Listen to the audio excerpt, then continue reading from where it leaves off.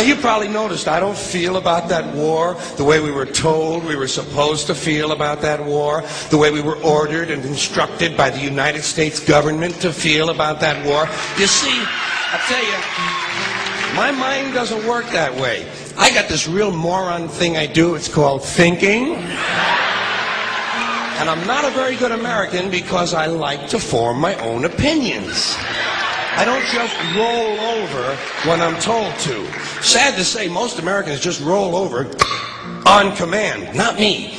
I have certain rules I live by. My first rule, I don't believe anything the government tells me. Nothing. Zero. Nope.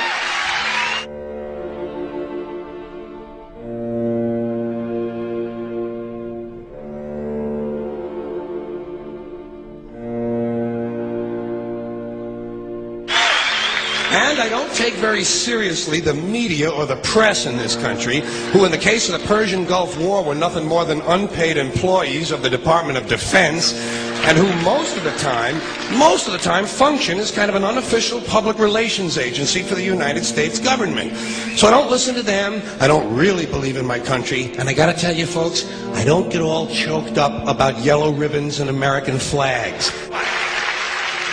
Now, to balance the scale, I'd like to talk about some things that bring us together.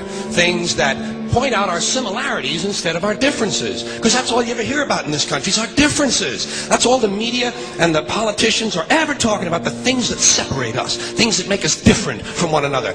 That's the way the ruling class operates in any society. They try to divide the rest of the people. They keep the lower and the middle classes fighting with each other so that they, the rich, can run off with all the fucking money.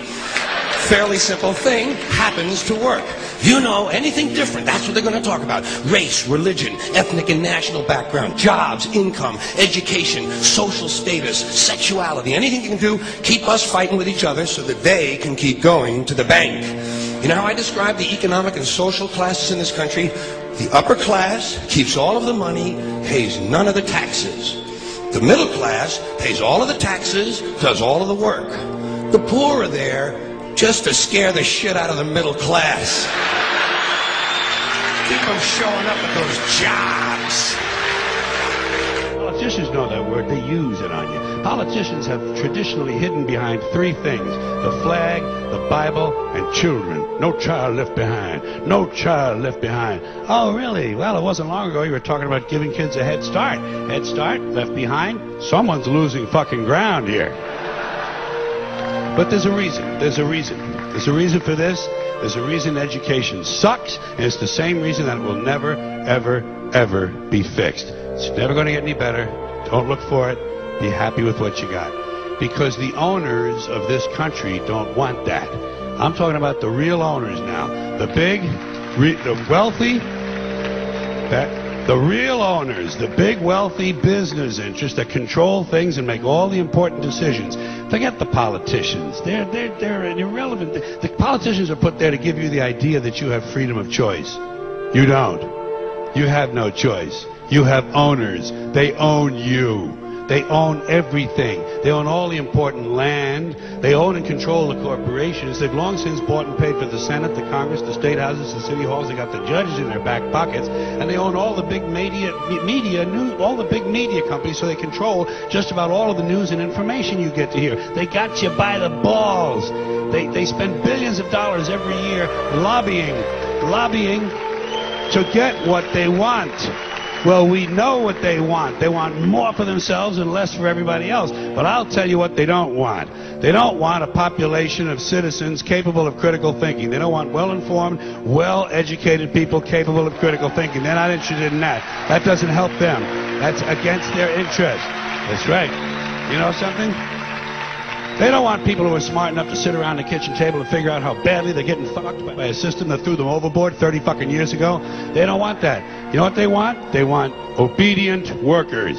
Obedient workers, people who are just smart enough to run the machines and do the paperwork, and just dumb enough to passively accept all these increasingly shittier jobs with the lower pay, the longer hours, the reduced benefits, the end of overtime, and the vanishing pension that disappears the minute you go to collect it. And now they're coming for your Social Security money. They want your fucking retirement money. They want it back so they can give it to their criminal friends on Wall Street. And you know something? They'll get it. They'll get it all from you sooner or later, because they own this fucking place. It's a big club, and you ain't in it. You and I are not in the big club.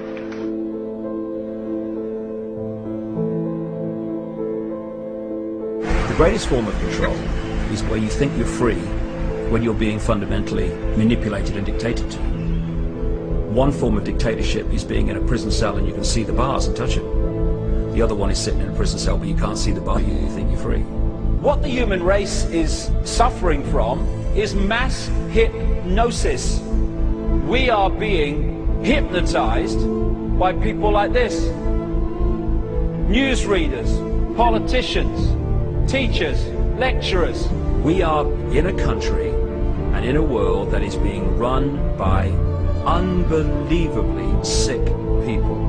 The chasm between what we're told is going on and what is really going on is absolutely enormous. The greatest hypnotist on planet Earth is a oblong box in the corner of the room. It is constantly telling us what to believe is real. Historically, the control and manipulation of political opinion has been the Freemasons' main weapon in gaining control of countries and states. Once in control of the rulers and politicians of a country, laws and political structures could be changed in accordance with their agenda. However, since restricting the body does not necessarily mean restricting the mind, the Freemason recognizes that their plan for a global government hinges completely on subduing the masses to their agenda, and thus eliminating opposition to their cause. And the greatest threat to their plan, posing more danger than any army or law, is the threat of a free-thinking mind. In order to eliminate this threat and to achieve their objective, the Masons have set about the boldest plan ever devised: the complete control of every aspect of human life, your life. And the weapons they are using against you are in your very homes, entertaining you and your children, and gradually indoctrinating you without you even realizing.